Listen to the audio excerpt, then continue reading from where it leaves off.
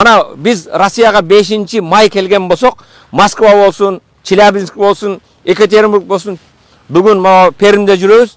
Мана дамлардан Абдулазиз дамла Хазретте максак, машинада жүрөбүз. Бирөөдүн сигнал бергенин уккан жокпуз. Же уктуңарбы? Мен дайым хутбаларда айтам, сигнал деген нерсе же маска, же малга берилет.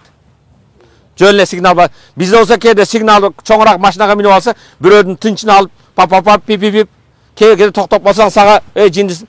А бетте сигнал берсең сени жиндисиңби дейт. Бул маданият, урматтуу мусулман бир тууган.